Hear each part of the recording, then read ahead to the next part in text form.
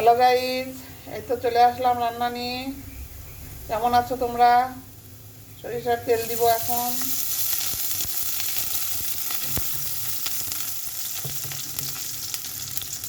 এখানে এই এখানে যে কচু ঘন্ট হবে মাছের মাথা দিয়ে। ওই তো বাজারে কাজের বেটিরা সব নিয়ে নিয়ে বসে থাকে না, যে কচুটা জুংলি কচু। ওই জুংলি কচুটা সিদ্ধ করে মথে নিয়েছি, ওটাই মাছের মাথা দিয়ে ঘন্ট করব। এখন একটু আদা বাটা দিব, রসুন বাটা দিব,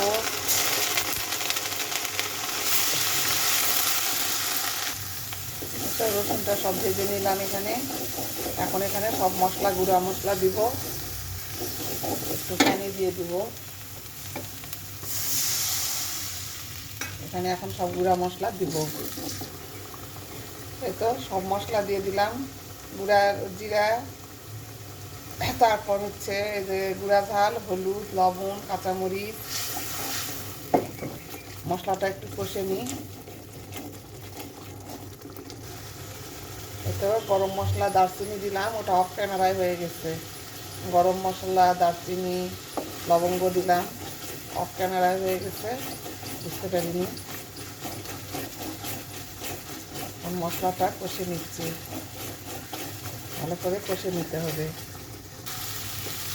কষানো হয়ে গেছে মশলা, এর উপরে তেল ছেড়ে দিয়েছে। এখন একটু পানি দিয়ে দিব মাছ সিদ্ধ হওয়ার জন্য। তো মাছ দিয়ে দিলাম, মাছের মাথা আর ফিসা দিয়ে দিলাম, এটা দিয়ে ঘন্ট হবে। রাঁধুনির পাতাটা দিয়ে দিলাম। বন্ধুরা দেখো, ফিসার থেকে মাছ সব নিয়ে এটা এখন ফেলে দিব।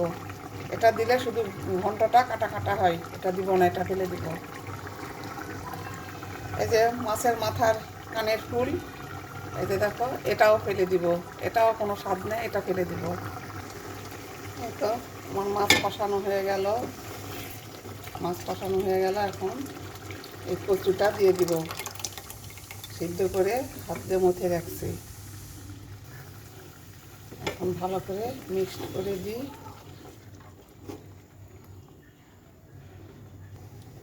ঢেকে দিই, মাঝে মধ্যে ঢাকনা খুলে দিয়ে একটু নাড়াচাড়া করে দিতে হবে।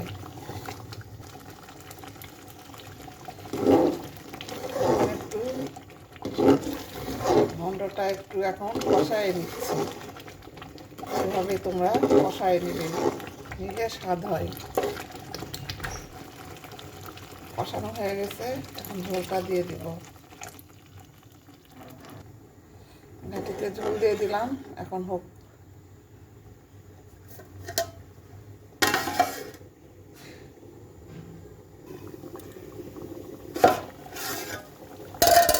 বন্ধুরা দেখো, ঘন্টটা প্রায় হয়ে আসছে। তো যে কথা তোমাদেরকে সবসময় বলি, বন্ধুরা আমাকে লাইক দিবে, কমেন্ট করবে, অবশ্যই সাবস্ক্রাইব করবে।